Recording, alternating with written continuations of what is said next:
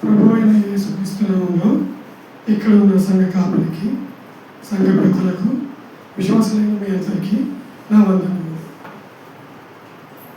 ఈరోజు నేను సజీవుడిగా మీ ముందు నిల్చున్నానంటే అది యెహోవా ఇరే కృప మాత్రమే.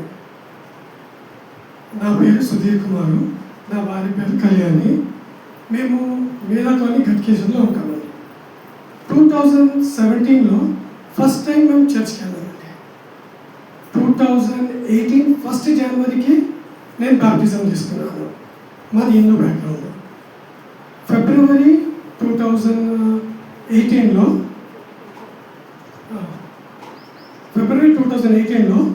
నాకు కొద్దిగా డయాగ్నోస్ అయిందంటే హెల్త్ ప్రాబ్లమ్స్ డయాగ్నోస్ అయింది. అది దానికి మెడిసిన్ వాడుతూనే ఉన్నాను. నేను వాడుతూ ఉండగా సడన్గా ఒకరోజు ఏప్రిల్ మంత్లో నాకు బ్లడ్ వామిట్ అయిందండి. బ్లడ్ వామిట్ అయ్యి ఇంకా నాకేం జరిగిందో నాకు తెలియదు. ఆ తర్వాత అసలు ఏం గుర్తులేదు, ఏం జరిగిందో నాకు గుర్తులేదు. సో దీని తర్వాత నాకు నా భార్య హాస్పిటల్ తీసుకెళ్ళిందండి. సో ఆ భయంకరమైన రోజుల్లో దేవుడు చేసిన మేలులు, చూపిన కృప, దీని గురించి నా భార్య కళ్యాణి వివరిస్తున్నది. ఈ సమయాన్ని నాకు భార్య కళ్యాణికి అప్పగిస్తున్నాను.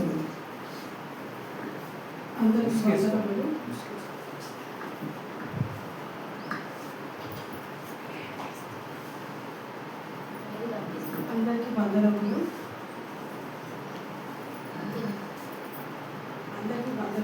నా పేరు కళ్యాణి అండి. యాక్చువల్గా మాది టోటల్గా హిందూ బ్యాక్గ్రౌండ్. మేము ఎంత విగ్రహారాధన ఉన్నామంటే చాలా విగ్రహారాధన పూజలు చేసేవాళ్ళం. కానీ ఏంటంటే నాకు ఒక ప్రాబ్లం వచ్చింది 2016లో. నా కాలుకి దెబ్బ తగిలి నేను మెట్ల మీద నుంచి పడిపోయింది అనమాట. అప్పుడు నాకు యాంకిల్ ఫ్రాక్చర్ అయ్యి నాకు ఒక 6 months బెడ్ రెస్ట్ అన్న ప్రాబ్లం. సో ఆ 6 monthsలో నేను బెడ్ నుంచి లేవలేని పరిస్థితిలో అప్పుడు దేవుడు నన్ను ఆకర్షించాడు. ఎంతో కాలం నుంచి నేను బైబిల్ చదవాలా, బైబిల్ మీద ఒక ప్రేమ అనేది ఉండేది నాకు.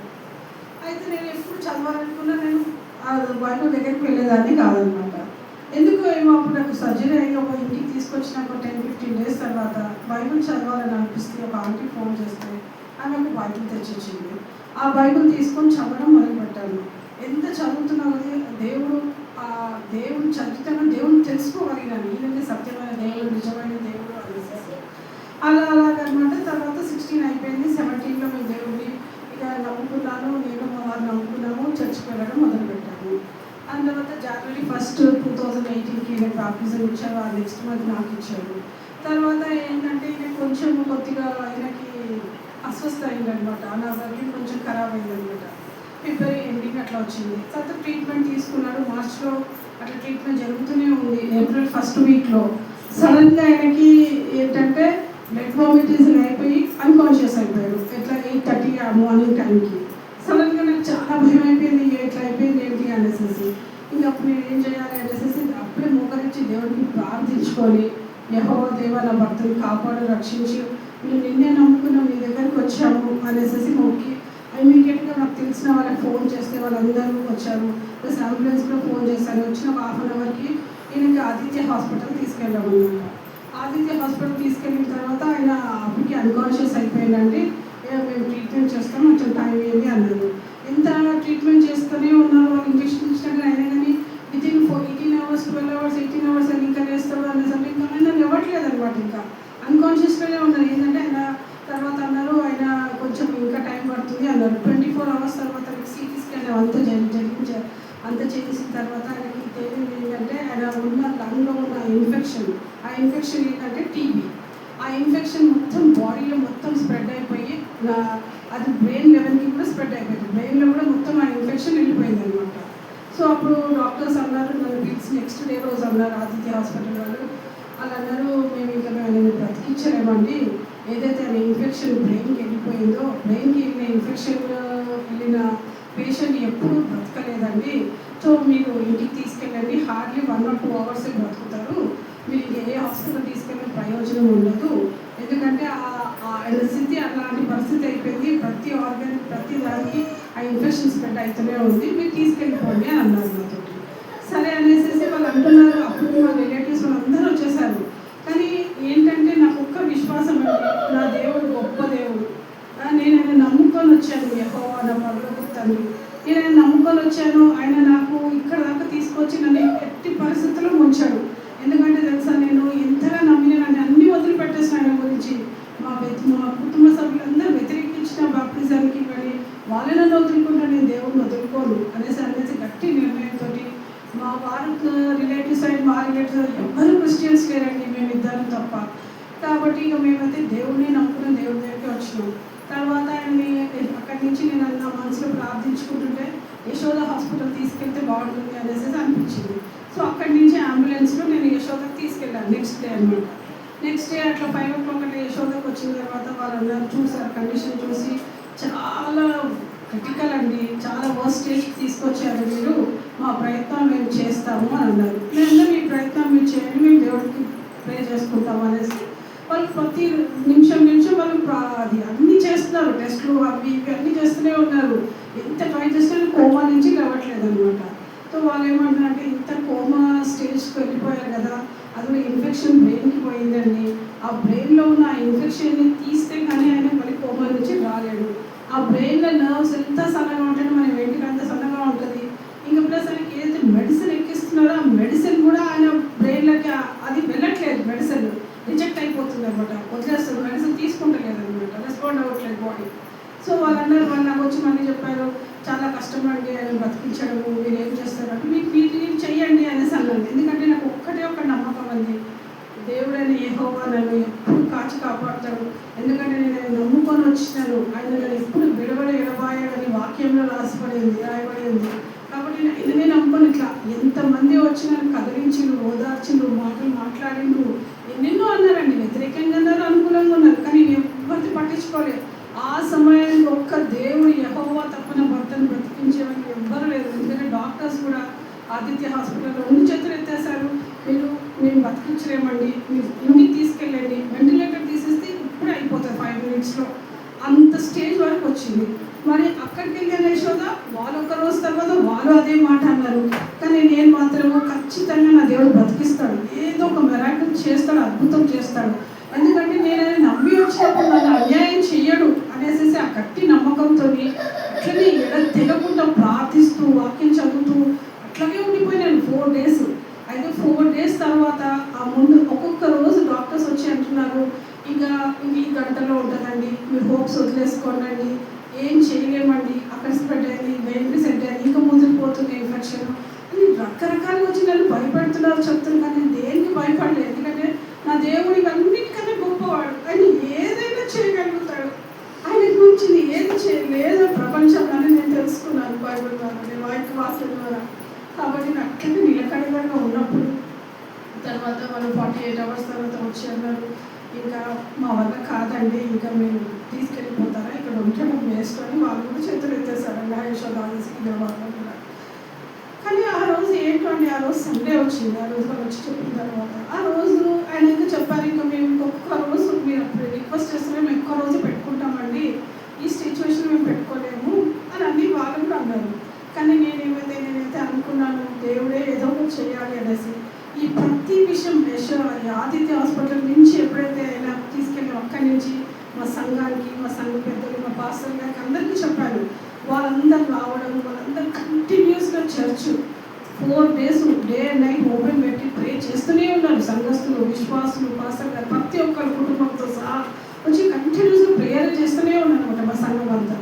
సో సంఘం అందరూ ధైర్యపరుస్తున్నారు, చేస్తున్నారు. కానీ ఆ రోజు ఏదైతే డాక్టర్ వచ్చి చెప్పారు, రేపటికి మీరు తీసుకెళ్ళిపోవాలండి, మేము ఏం చేయలేము అన్నప్పుడు ఆ రోజు నేను చాలా బాధపడుతూ అట్లనే కళ్ళు మూసుకుని అట్లనే ప్రార్థిస్తూ ఉన్నాను. రిసెప్షన్లో కూర్చొని అట్లనే ప్రార్థిస్తూనే ఉన్నాను అనమాట. సడన్గా ఒక వాయిస్ అండి, అది ఎట్లా అంటే ఒక మేల్ వాయిసే, ఎక్కడ చూస్తే ఎవరు లేరు అనమాట, ఎవరు లేరు పక్కన. ఇది ఏంటి వాయిస్ అని చూస్తే లోపలి నుంచి నా ఆత్మల నుంచి ఒక మాట వినబడుతుంది అనమాట. ఏమని, నిబ్బరం కలిగి ధైర్యంగా ఉండవు, నేను విడవను ఎడబాయను, నీ దేవుడైన యెహోవా నీకు తోడై ఉన్నాడు అని ఈ 4 sentences కంటిన్యూస్గా ఒక 10 to 12 times అట్లా రిపీట్ అవుతూనే ఉంది అనమాట. ఎవరు మాట్లాడుతున్నారు ఏంటంటే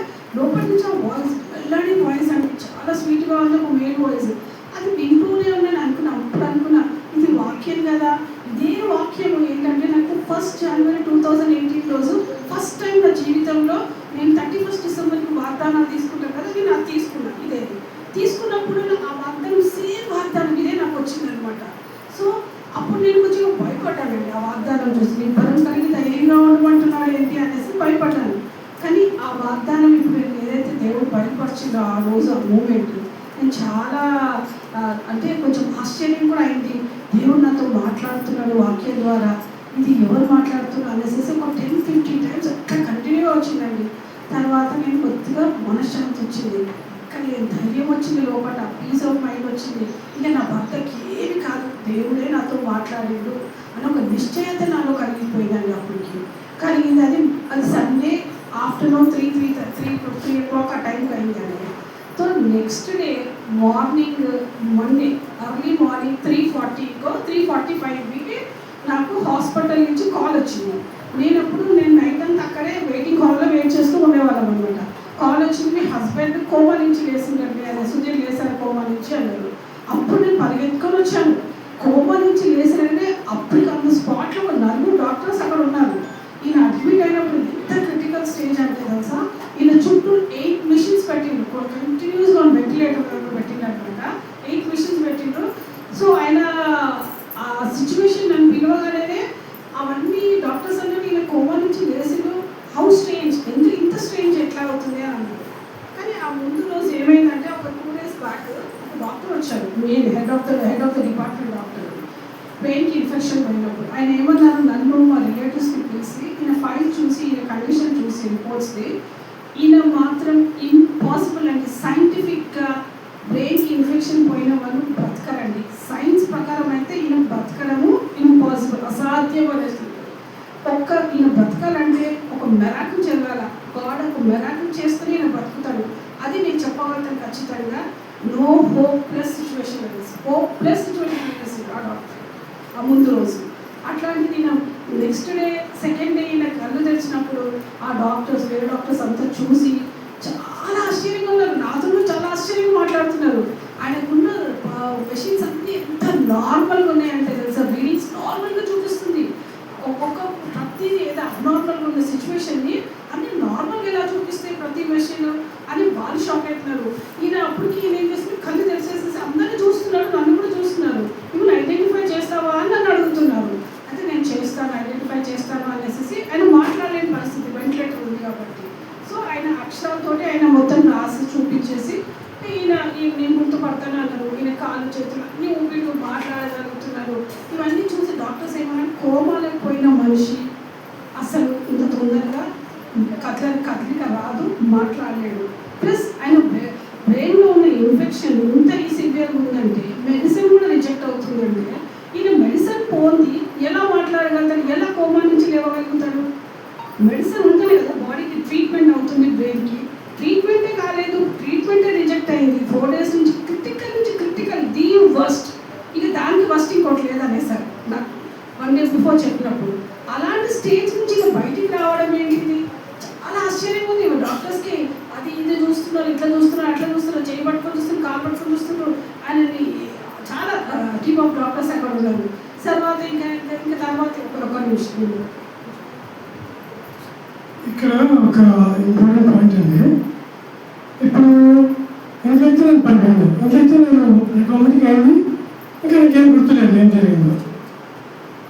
కానీ హాస్పిటల్లో నేను ఈ తర్వాత ఇవన్నీ మేము రికన్సిల్ చేసుకున్నాం ఎట్లా ఏంటి అనేసి. సో హాస్పిటల్లో ఒక మూమెంట్కి నేను కళ్ళు తెరిచాను. కళ్ళు తెరవగానే ఒక వైట్ పర్సనాలిటీ, ఫేస్ కనిపించట్లేదండి, కానీ నేను స్ట్రక్చర్ ఉంది, వైట్గా నా దగ్గరికి వచ్చానండి. వచ్చి నా చెవులో మాట్లాడానండి. నా మాట మెలోడియస్ వాయిస్, ఎంత మెలోడియస్ అంటే నేను ఎప్పుడు వినలేదండి. మంచి మాట్లాడి కాబట్టి ఇది అంత మెలోడియస్ వాయిస్. ఆ వాయిస్ నాతో ఏమన్నదంటే, నీకు ఏమీ కాదు, ధైర్యంగా ఉంది, మంచి శ్వాస తీసుకో, నీకు ఏమీ కాదు అనేసి. ఆ తర్వాత నేను ఆ మాట విన్న తర్వాత నేను ఎందుకు తిరిగి వ్యక్తి ఎవరో చూడని ప్రయత్నిస్తూనే ఉన్నాను. కానీ అవన్నీ నాకు అవన్నీ ఏమో దయచేసి పెట్టాను, నాకు దయచేసి పెట్టడంతో నేను కావట్లేదు. సరే ప్రయత్నిస్తూనే ఉన్నాను చూడడానికి. ఏమైతే ఆ వ్యక్తి నాతో మాట్లాడి అట్లా కొత్తగా ముందు వెళ్ళి వానిష్ అయిపోయాడండి. ఆ తర్వాత నెక్స్ట్ మూమెంట్కి నేను చూస్తున్నాను ఆ వ్యక్తికి ఎవరిని అంటే ఆ వ్యక్తి చూస్తున్నప్పుడు నర్స్ వచ్చింది. నర్స్ వచ్చి నన్ను పట్టుకుంది. సార్ మనకి ఏం కాదు బాగున్నాడు అనేసి. సో దేవుడు వచ్చి నన్ను తాకి నాతో మాట్లాడిన తర్వాతే నేను లేవగలిగినాను. నేను ఇతరులను గుర్తుపట్టలేదు. ఇది దేవుడు చేసిన గొప్ప కార్యం ఉండేది. ఆ విధంగా డాక్టర్ ఎవ్వరికి అసాధ్యమైనది ఒక్క దేవుడు యెహోవా దేవుడైనా రక్షించింది, కాపాడినది. ఎందుకంటే డాక్టర్ ఇక్కడ కూడా బాగున్న కాదు తీసుకెళ్ళిపోండి అన్న సిచ్యువేషన్లో ఆ రోజు అర్లీ మార్నింగ్ 3:40కి దేవుడు రావడం, ఈయన టచ్ చేయడము, ఆయనతో చదువులో మాట్లాడడము, ఇవన్నీ నాకు ఇంటికి వచ్చినాక 1 వీక్ అయినాక ఇవన్నీ చెప్పాడు ఇట్లా జరిగింది అని. అప్పుడు దేవుడు టచ్ చేయడం, ఈయన మాట్లాడడము, మళ్ళీ ఈయన కాన్షియస్కి రావడము, డాక్టర్స్ అందరూ అవన్నీ రీడింగ్స్ నార్మల్ రావడము, డాక్టర్స్ ఎలా జరిగింది మెడిసిన్ పోయింది అనేసి. ఆ తర్వాత ఇమీడియట్లీ 4-5 అవర్స్ తర్వాత ఈయన ఓన్లీ సిటీ స్కాన్ చేశారు బ్రెయిన్కి చెస్ట్కి. చేసే వరకు ఆశ్చర్యం ఏంటంటే 24 అవర్స్ బ్యాక్ ఉన్న సిటీ స్కాన్లో బ్రెయిన్కి ఇంకా చెస్ట్కి ఎంత ఇన్ఫెక్షన్ చూపించింది. నాకు పిలిచి చూపించింది. నాకే చూపించినప్పుడు ఎట్లా ఉందంటే తెలుసా, మొత్తం నార్మల్గా వచ్చిందండి బ్రెయిన్ది. అసలు అంత ఇన్ఫెక్షన్ ఉంది బ్రెయిన్లో.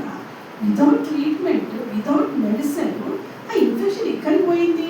24 అవర్స్లో మనిషి ఇన్ఫెక్షన్ ఉన్న మనిషి మళ్ళీ కోమాలో పోయిన మనిషి ఇది 24 అవర్స్ లేవగలగాలంటే ఆ ఇన్ఫెక్షన్ మొత్తం బ్రెయిన్ నుంచి వెళ్ళిపోవాలి. అంతకుమించి సాధ్యం లేదన్నారు.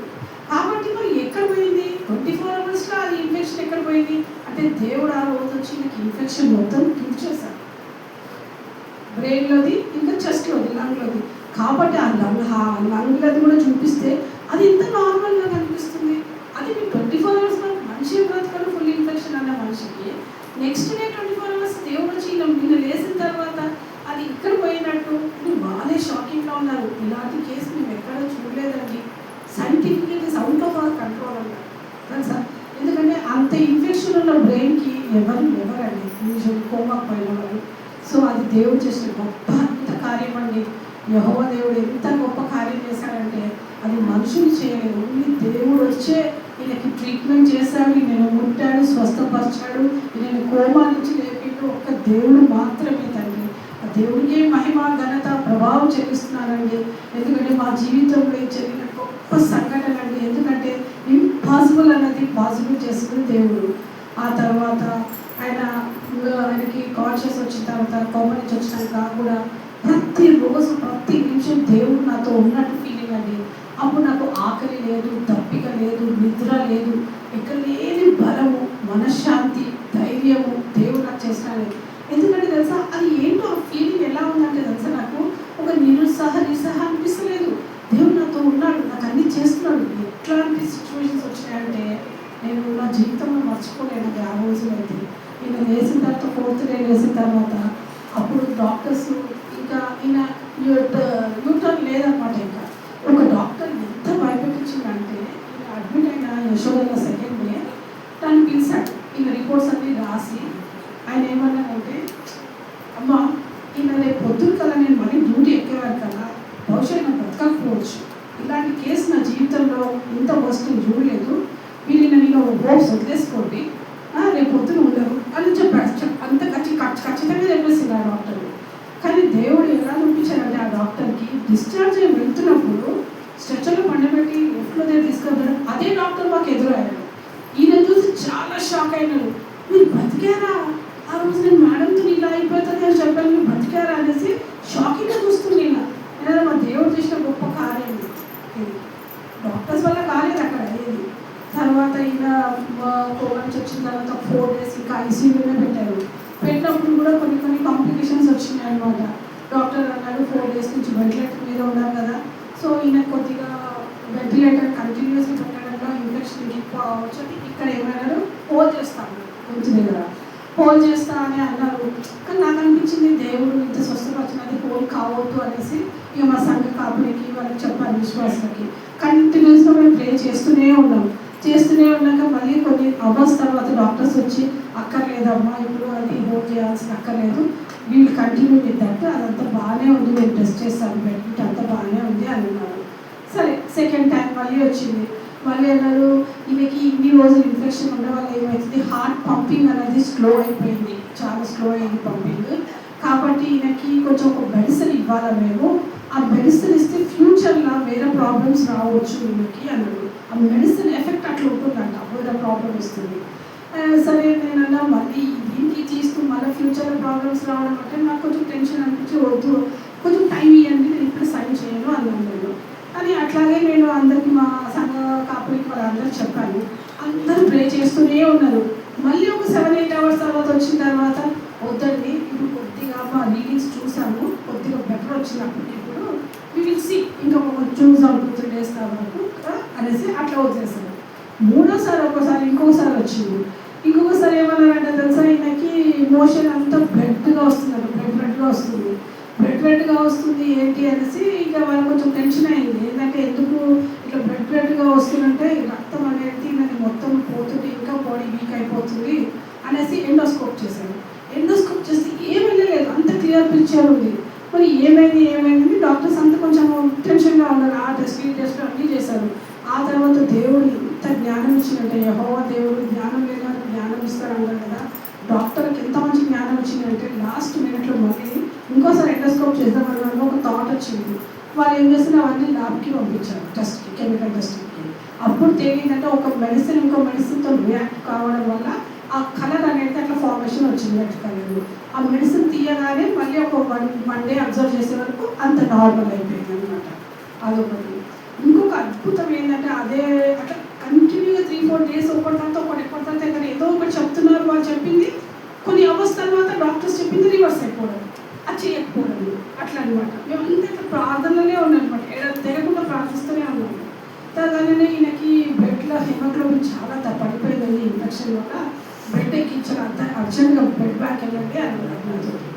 బ్లడ్ బ్యాంక్ వెళ్ళి బ్లడ్ ఎక్కించాలి అన్నప్పుడు మేము అన్నాము, బ్లడ్ ఎక్కించాలి అంటే కంపల్సరీ ఎక్కించాలి, అది వీక్ అయిపోతారు ఇంకా అన్నారు. సరే అనేసి హెమోగ్లోబిన్ 7 ఏమో ఉంది, 6 or 7 ఉంది అనమాట. సో అప్పుడు ఏమైనా అనుకున్నాం, మేము అందరం ప్రార్థిస్తూనే ఉన్నాం. ఇంకా దేవుడు బ్లడ్ కూడా ఎందుకు ఎక్కించడం, తల్లిని ఎన్ని చేసిన దేవుడు ఏదో ఒకటి చేయగలుగుతూ, తల్లి నీ మీద నమ్మకం ఉన్నది, అపారమైన నమ్మకం ఉంది, ప్రాణాన్ని కాపాడిన దేవుడు ఏమైనా చేస్తామని అట్లా కంటిన్యూగా ప్రే చేసుకుంటూ ఉంటుంటే విదిన్ 18 hours మళ్ళీ ఒక రిపోర్ట్, మళ్ళీ బ్లడ్ టెస్ట్ చేస్తే సడన్గా అది 6 ఉన్నది 9కి జంప్ అయింది హెమోగ్లోబిన్. ఇక 9కి జంప్ అయినప్పుడు అవసరం లేదండి అని వాళ్ళు నోరుతో డాక్టర్స్ అన్నారు. ఏది డాక్టర్స్ నోరుతో చెయ్యాలి అనుకుంటాడో ఇక్కడ మేము ప్రార్థన చేసిన కొన్ని గంటల సమయానికి అది రివర్స్ అయిపోతుంది, వద్దని వాళ్ళ నోరుతోటే అంటున్నారు. అట్లా అక్కడ హాస్పిటల్ తీసుకుపోయిన కాడికి, అక్కడి నుంచి ఐసీయూ నుంచి రూమ్కి షిఫ్ట్ అయిన కాడికి ఒక్కొక్క రోజు ఒక్కొక్క అద్భుతం. ఎట్లాంటిది సార్, వాళ్ళందరూ అన్నారు చాలామంది కొమ్మ నుంచి వచ్చిన వాళ్ళకి మెమరీ లాస్ అయిపోతుంది, గుర్తుపట్టని స్టేజ్ అంత డిఫరెంట్గా ఉంటుంది. కానీ ఈయన మాత్రం పర్ఫెక్ట్ నార్మల్ మనిషిలాగా ఉన్నారు, అదొకటి. ఇంకోటి అయితే ఆయన స్టెప్ బై స్టెప్గా ఇంప్రూవ్మెంట్ మీద ఇంప్రూవ్మెంట్ వస్తుంది ఆయనకు చాలా. ఆ రికవరీ అనేది డాక్టర్స్ ఎంత ఫాస్ట్గా వచ్చింది ఏంటి, అంతే ఫస్ట్ స్టేజ్కి వచ్చి విదిన్ 10-12 daysలో మీరు ఇంటికి వెళ్ళేంత పరిస్థితికి తీసుకొచ్చారు, అంత ఫాస్ట్ రికవరీ వచ్చింది. ఇదంతా దేవుడే చేసిందండి. ఇదంతా అంటున్నాను కదా, ఎన్ని డాక్టర్లు, ఎన్ని మెడిసిన్లు, ఎంతమంది ఉన్నా కానీ మన దేవుడని యెహోవా అంత గొప్ప దేవుడు లేడండి, జీవం గల దేవుడు. ఆ రోజు నా భర్తకి జీవం ఇచ్చింది, నాకు జీవం ఇచ్చింది, ఆ పోరాడే శక్తిని ఇచ్చింది, నాకు ధైర్యం ఇచ్చింది. తనని అంతా దేవుడికే మహిమ, ఘనత, ప్రభావం చెల్లిస్తున్నానండి. ఈరోజు మేము సజీవ లెక్కల్లో ఉన్నామంటే దేవుడికే కృతజ్ఞతాస్తుతులు చెల్లించుకుంటూ యేసు నామమున ఈ చిన్న సాక్ష్యం దేవుడు దీవించి